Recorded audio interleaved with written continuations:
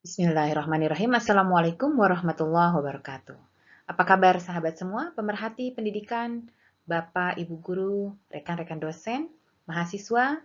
Pada video kali ini akan dibahas tentang perlunya paham mengapa ada perubahan atau perkembangan kurikulum di dalam lingkungan pendidikan, utamanya adalah pendidikan formal. Bersama saya Helmawati. Pada video pembelajaran sebelumnya sudah dibahas tentang definisi kurikulum. Sedikit akan diungkapkan kembali bahwa kurikulum merupakan seperangkat rencana atau pengaturan yang berisi tentang tujuan, bahan pelajaran, dan cara yang digunakan sehingga kita mampu menghantarkan para peserta didik mencapai kepada tujuan pendidikan. Tentu tujuan pendidikan kita analogikan dengan kata goal atau capaian-capaian, dan goal akan lebih baik ketika dia digunakan atau ketika dia mengarah kepada outcome atau hasil yang memang secara konkret untuk dicapai di dalam proses pembelajaran. Para pemerhati dan praktisi pendidikan, mari sekarang kita mengetahui apa faktor penyebab perubahan atau perkembangan kurikulum. Atau sering kita pergunakan bahasa yang mudah atau yang kita dengar sehari-hari, mengapa kurikulum berganti-ganti. Yang pertama adalah nilai-nilai baru yang baik. Maksudnya adalah bahwa ketika ada nilai-nilai baru yang baik, yang memang perlu kita adopsi di dalam pembentukan karakter anak-anak, maka tentu kita perlu memasukkan nilai-nilai baru dalam proses pendidikan dan pembelajaran. Kemudian minat anak-anak tentu juga menjadi dasar bahwa perlu ada perkembangan kurikulum sesuai dengan kebutuhan para peserta didik. Kemudian tuntutan masyarakat, ilmu pengetahuan dan teknologi juga menjadi penyebab perubahan atau perkembangan kurikulum. Berikutnya adalah berpikir kritis dan evaluatif terhadap kebutuhan saat ini dan saat mendatang. Pendidikan atau pembelajaran yang diberikan kepada anak-anak tentu harus bermanfaat bagi anak tersebut. Artinya, pada saat ini dan masa mendatang itulah yang harus kita perhatikan. Sehingga perlu satu pemikiran yang kritis. Apakah yang kita berikan, yang Bapak Ibu guru, yang rekan-rekan dosen berikan saat ini benar-benar dapat bermanfaat kepada kehidupan anak di masa mendatang.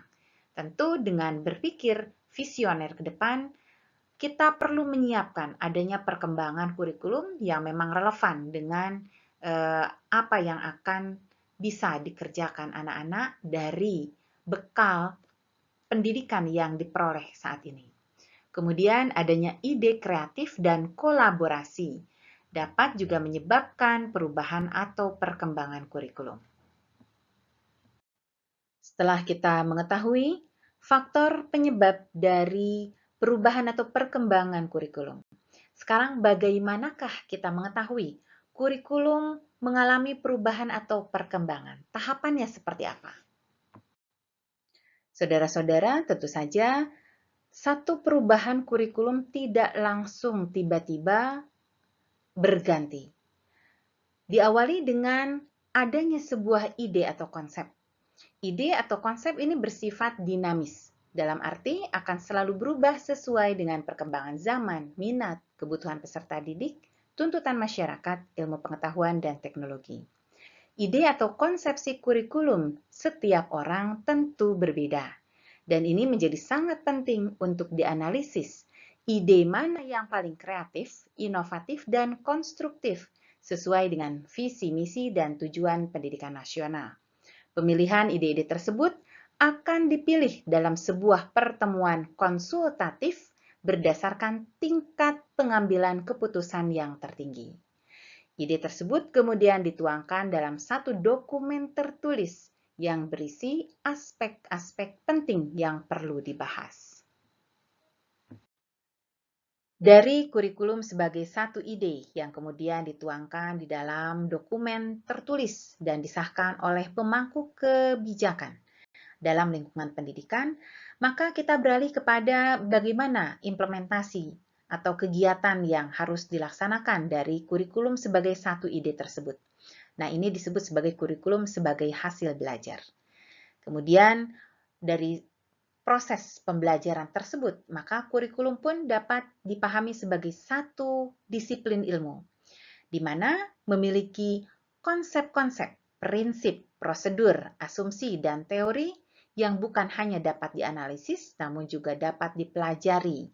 Tentu ini akan berpengaruh terhadap apakah kemudian setelah mengalami adanya perkembangan ilmu pengetahuan teknologi, tuntutan masyarakat, kemudian minat, apakah perlu ada perkembangan-perkembangan dalam penerapan kurikulum atau tidak.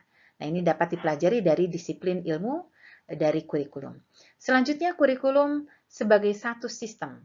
Tentu dipahami bahwa di dalam satu lingkungan pendidikan, kurikulum merupakan bagian yang sangat penting dan di dalam kurikulum pun terdapat bagian-bagian yang juga secara holistik perlu untuk dipelajari dan diimplementasikan.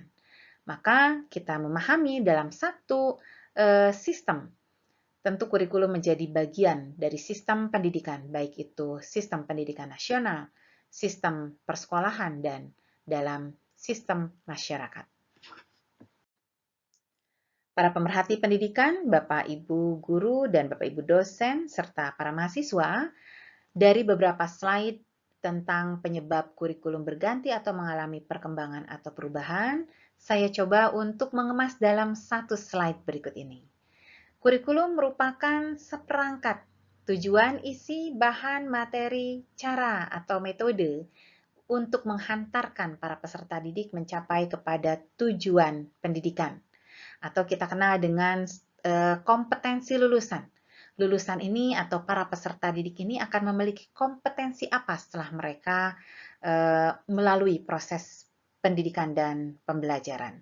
Maka tentu kurikulum tersebut harus mengacu kepada visi misi tujuan program pendidikan nasional yang kemudian diturunkan di dalam visi misi tujuan pendidikan pada lembaga formal, yaitu pada lembaga pendidikan, dan visi misi tujuan program pendidikan di masyarakat, yang tentu satu sama lain mengacu kepada program pendidikan nasional.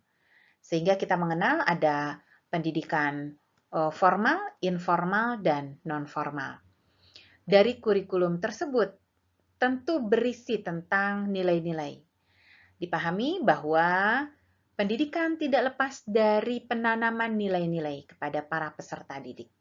Maka ketika ada nilai-nilai sosial budaya yang baru, disebabkan karena adanya kemajuan ilmu pengetahuan teknologi, adanya berpikir kritis, kreatif, kemudian adanya relevansi output dengan kebutuhan stakeholder, maka disinilah perlu adanya sikap yang fleksibel dalam melihat kurikulum. Oleh karena itu, perlunya ada pergantian atau perubahan atau perkembangan kurikulum. Tentu setelah melakukan atau melalui evaluasi-evaluasi dari standar kompetensi yang diharapkan, baik itu sikap maupun sikap spiritual dan sikap sosial, pengetahuan, dan keterampilan.